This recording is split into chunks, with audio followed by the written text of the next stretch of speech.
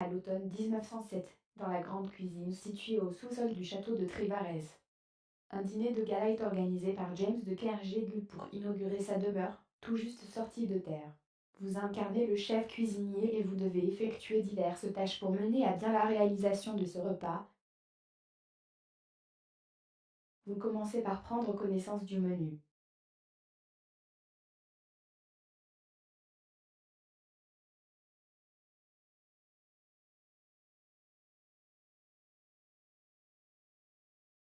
Le menu des grands soirs est composé de nombreux plats aux sonorités alléchantes. Potage Saint-Hubert, saumon sauce genevoise, filet de bœuf à la Godard, sel d'agneau de Béag Montfermeil, timbales de homard à l'américaine, des sorbets en guise de pause. Ensuite les viandes rôties. Et pour finir plusieurs desserts. À présent, vous donnez les ordres au personnel de cuisine.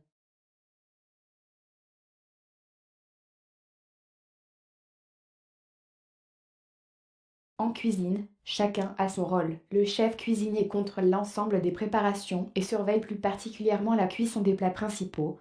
Il est aidé par un second de cuisine et un commis.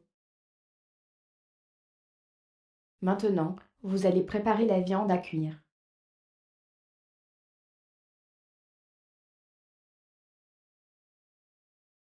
Chevreuil, sanglier et autres faisans issus des parties de chasse organisées à Trévarez se retrouvent à table. Pour préparer un cuisseau de sanglier braisé, armez-vous de patience. Il faut laisser mariner la viande d'au moins 5 jours. Il est temps d'entretenir les feux de cuisson.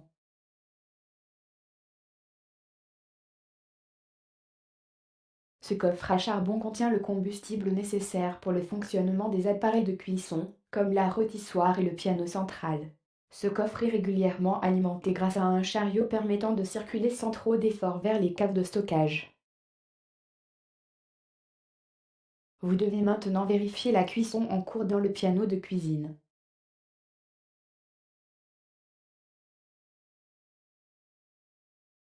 La cuisson des plats se fait soit dans la rôtissoire, soit dans le grand piano central. Celui-ci est en fonte et pèse pas moins de 1463 kg. Les gazinières existent déjà à la Belle Époque, mais les propriétaires de Trévarez préfèrent la cuisson au feu de charbon de bien meilleure qualité. Il fait sombre, vous allumez la lumière.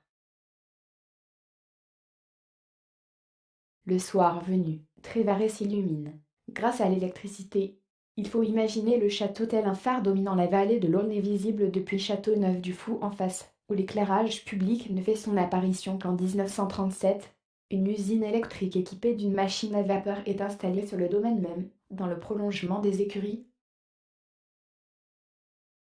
Le service est enfin terminé, il est temps de faire le ménage.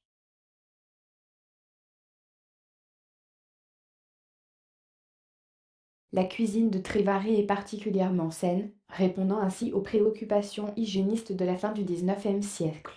La pièce est entièrement carrelée jusqu'au plafond. Elle peut être nettoyée à grande eau sans que celle-ci ne stagne dans les coins, grâce au plinthe incurvé.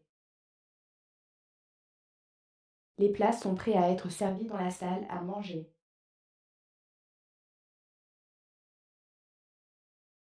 Les plats sont acheminés vers la salle à manger à l'étage supérieur grâce à un monte-plat placé ici dans l'office. Il dessert aussi la pièce de l'argenterie située dans les étages. Ce mode de circulation verticale est complété par 2 ascenseurs. Vous avez mené à bien votre mission, les invités de James de Kerjégl se régalent dans la salle à manger.